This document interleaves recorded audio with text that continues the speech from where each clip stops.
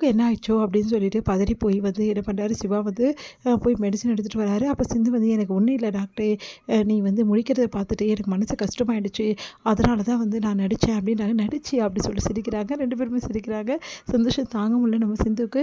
சிவா இப்போ தான் முதல் முறையாக வந்து டாக்டர் வந்து என்னை பார்த்து சிரிச்சா, எப்போவுமே சிரிக்கவே மாட்டார் அப்படின்னு சொல்லிட்டு மனசில் வந்து சந்தோஷமாகுது சிந்துக்கு.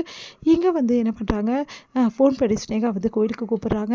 முக்கியமாக உங்ககிட்ட பேசணும் சிவா, கொஞ்சம் கோயிலுக்கு வரியா அப்படி சொல்கிறாங்க.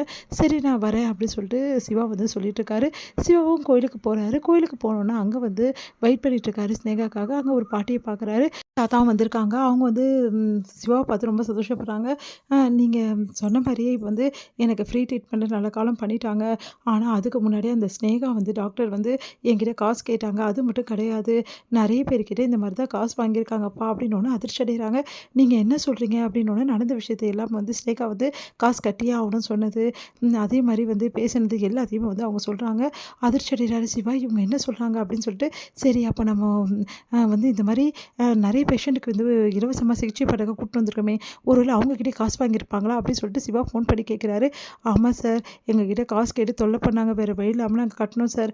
ஒரு சிலர் வந்து எங்களால் கட்ட முடியல சார், அதனால் இப்போ வட்டி இங்கே மிரட்டிட்டு இருக்காங்க சார் அப்படின்லாம் சொல்லிட்டு இருக்காங்க. அதெல்லாம் கேட்டு சிவா பயங்கரமாக அதிர்ச்சி அடைகிறாரு.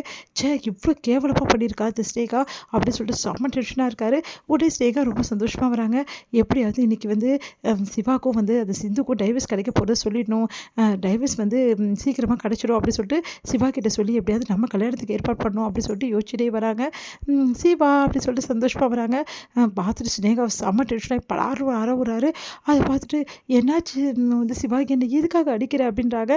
நீ எல்லாம் ஒரு பொண்ணா, உன்னை நினச்சாவே எனக்கு அருவெருப்பாக இருக்குது அப்படின்னோடனே அதிர்ச்சி. ஒரு வேளை நம்மளோட பழைய கதையெல்லாம் சிவாவுக்கு தெரிஞ்சிச்சா, ஐயோ அதுக்காக தான் கோபப்படுறானா, சிவா உனக்கு எப்படி தெரிஞ்சது அப்படின்னோடனே, நீ மறைச்சலாம் நினச்சியா காலம் ஃபுல்லாக, அப்படியே இருந்துலாம் நினச்சியா, உனக்கு அசிங்கமாக இல்லையா எப்படியா பண்ணுறதுக்கு, சாரி சிவா ப்ளீஸ் சிவா, ஆனால் நான் உன்னை விரும்பினது உண்மை சிவா அப்படின்னோடனே, இங்கே பாரு நீ என்னை விரும்பலை அது வேறு விஷயம், அதுக்காக ஒரு ஏழைக்காக இப்படிலாம் பண்ணுவேன், அவங்கக்கிட்ட காசு எல்லாம் தெரிஞ்சு கூட அவங்களுக்கு ட்ரீட்மெண்ட் வந்து நான் ஃப்ரீயாக ட்ரீட்மெண்ட் பண்ணுறேன்னு சொன்னால் எல்லார்கிட்டையுமே நீ பணம் வாங்கியிருக்கேன், எந்த விஷயம் தான் தெரிஞ்சிச்சா, ஐயோ சிவா நான் ஏன் வாங்குறேன், எனக்கு எல்லாமே தெரிஞ்சு போச்சு, நீ இப்படி இனிமேட்டும் ஏமாற்ற முடியாது ஸ்னேகா அப்படின்னு அதிர்ச்சி அடைகிறாங்க.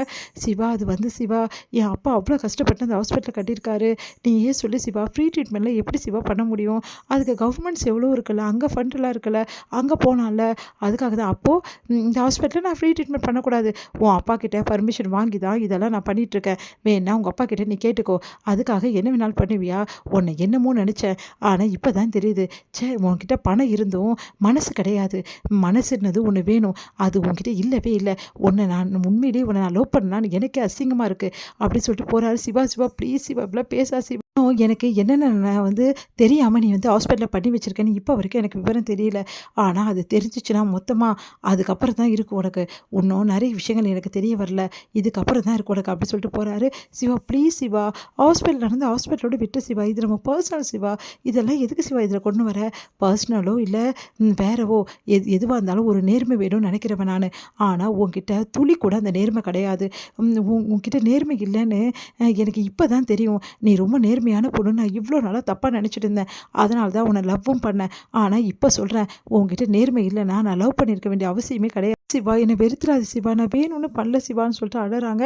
இங்கே பார், இதுக்கப்புறமாவும் இந்த மாதிரி வேலையெல்லாம் நீ பண்ணிட்டு இருந்தேன்னு வச்சுக்கோயேன், அதுக்கப்புறம் ஹாஸ்பிட்டலுக்கு வர்றதே நான் விட்டுடுவேன் அப்படி சொல்லிட்டு போகிறாரு. அதிர்ச்சி அடைகிறாங்க, ஒன்றுமே புரியாமல் என்ன பண்ண தெரியாமல்.